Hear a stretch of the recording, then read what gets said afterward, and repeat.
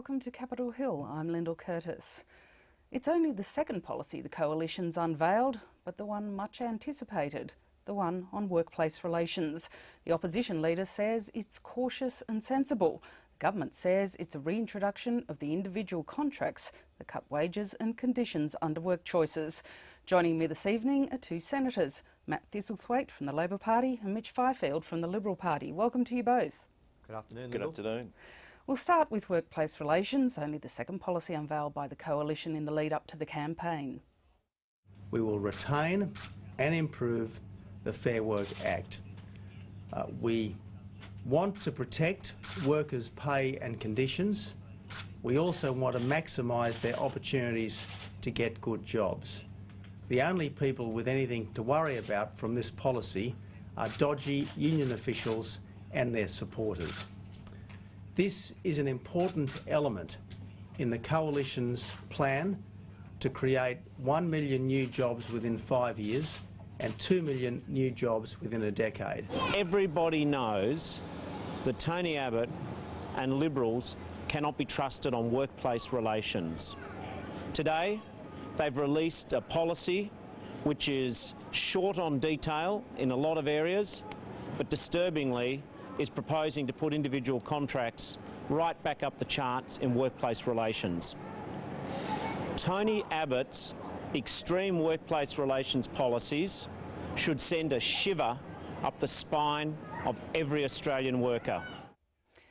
Mitch, did the spectre of work choices stop you going as far as you would have liked? No, not at all. Work choices is dead, buried and cremated. There was no desire in the Coalition to return to work choices. We got the message loud and clear at the 2007 election. But some in your own ranks would have liked you to go a little bit further, wouldn't they? No, I don't think so. When we were in office, I think that the public have the view, and they're right, that the pendulum went too far one way.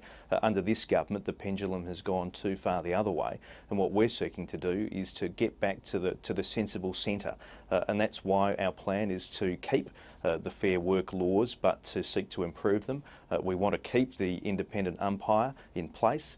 We want to maintain protection for workers, but we have a series of sensible, modest, practical proposals, and we also want to seek to bring the rule of law to bear again on Australia's work sites by reintroducing the Australian Building and Construction Commission. And we also want to make sure that trade union leaders are subject to the same laws as company directors. We want to make sure that their standards of behaviour are as high as they can be, and that's it. That's all we essentially want to do in the next term of Parliament. Whatever is in our policy is all that we will do, and if at some point in the future we thought that there were further changes that needed to be made, we would take those to an election and seek a mandate to do so. We might talk a bit more about that in a minute, but Matt, Bill Shorten, the Workplace Relations Minister, has said today Mr Abbott has confirmed unfair individual contracts will be back under a Liberal government. Now, the Coalition is removing some restrictions on individual flexibility agreements that enterprise bargaining places on them, but essentially isn't the Coalition using the agreements that Labor has been set up and the test, the better off overall test that Labor has set up? Well, the most worrying thing about this policy that's been announced today, Lyndall, is the fact that it has individual workplace negotiations as part of it.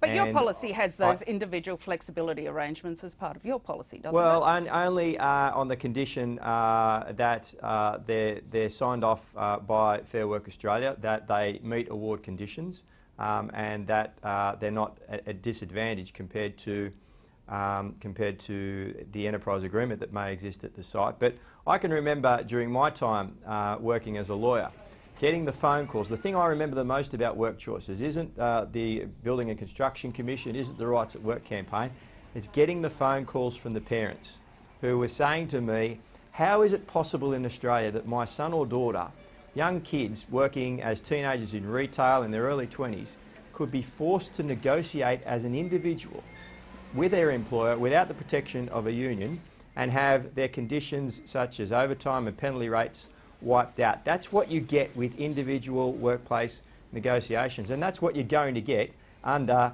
a Tony Abbott-led government on industrial relations. But the Coalition's policy says no one could be forced to take an individual flexibility arrangement agreement, that they would have to agree to it, that it's not, they couldn't come into a workplace and be forced to take one first off. Isn't that a protection against some of the things you mentioned?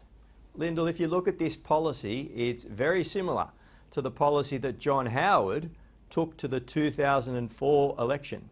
And then, once they won that election, once they got control of both houses of the Parliament, the House of Representatives and the Senate, what did we get?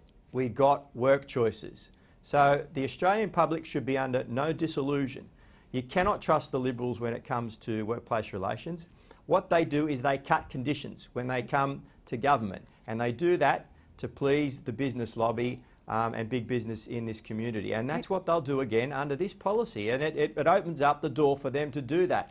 The review by the Productivity Commission of unfair dismissal laws, of penalty rates, it allows Tony Abbott to say to the business community, just hang in there with us, and over time we will get there. We'll get there together. We'll be able to diminish these conditions as they did when they were in office under John Howard. Mitch, hasn't the Coalition left the door open to making much more major changes if it wins a second term by putting the issue, the broad scope of workplace relations, to the Productivity Commission?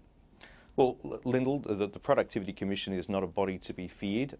Let's not forget that it was the Productivity Commission that came up with the landmark report that proposed the National Disability Insurance Scheme. So both sides of politics recognise that the Productivity Commission is an independent, objective body that produces good work. But any proposition that the Productivity Commission may come up with in the next Parliament that we may agree with, we would take to the polls. We would seek a mandate. We would not seek to legislate in the next term of Parliament. But I've just got to come back to individual flexibility arrangements for a second.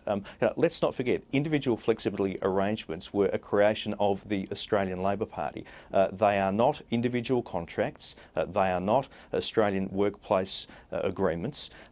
Our sole proposal in relation to individual flexibility agreements is that if an employee wants to avail themselves of an individual flexibility agreement, then they will have the opportunity to do so, and still subject to the better off overall test that the Labor Party introduced. So that is the only change. No one will be forced, compelled, or have as a condition of employment that they seek to enter an individual flexibility agreement. All we are doing is giving that as an option should an employee seek to choose that, and what can be wrong with that? One area you are reintroducing that does have a large degree of compulsion, that does have wide coercive powers, is the Australian Building and Construction Commission.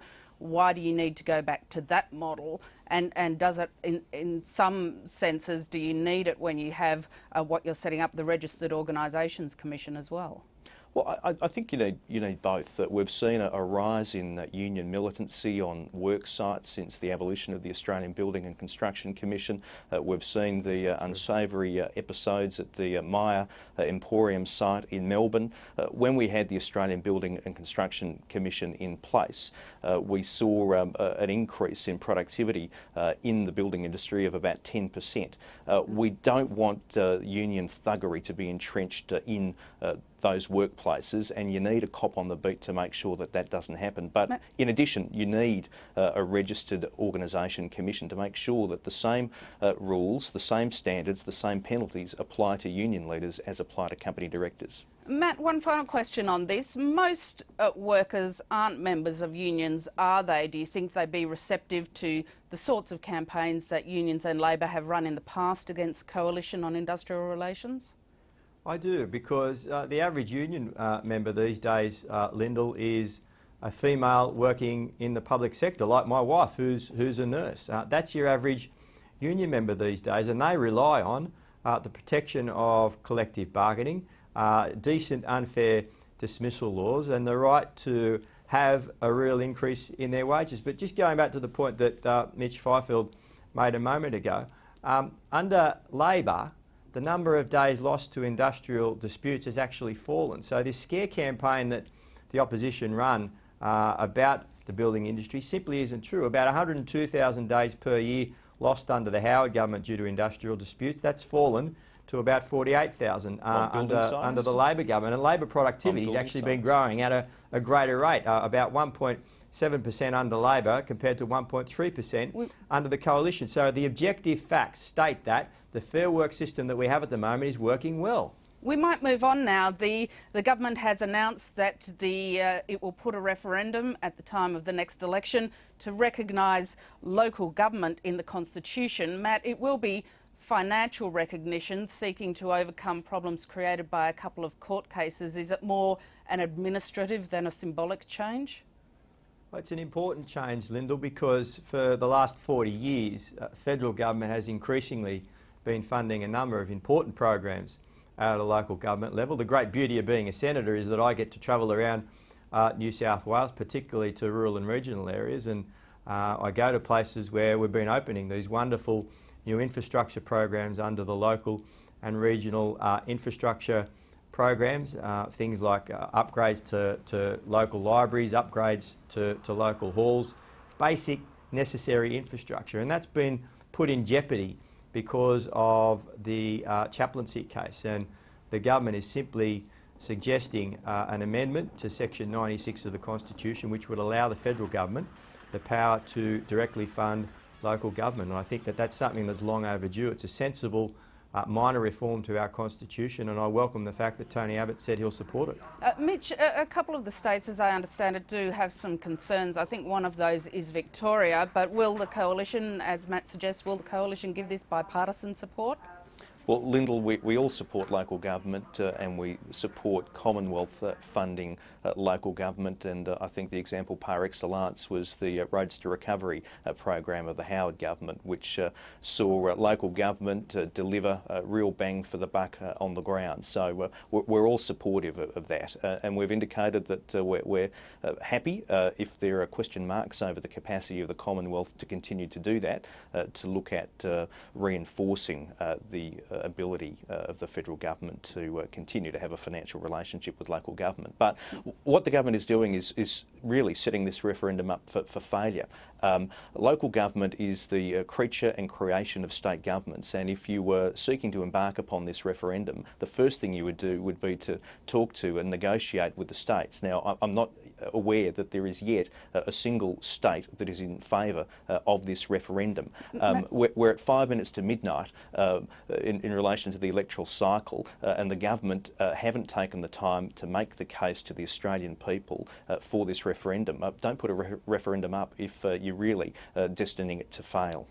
And that's where we'll have to leave it. We've run out of time, but Matt Thistlethwaite and Mitch Fifield, thank you very much for joining us today. Pleasure, Lyndall. Thanks, Lyndall. And thank you for joining Capitol Hill. Please be with us at the same time tomorrow. Good night.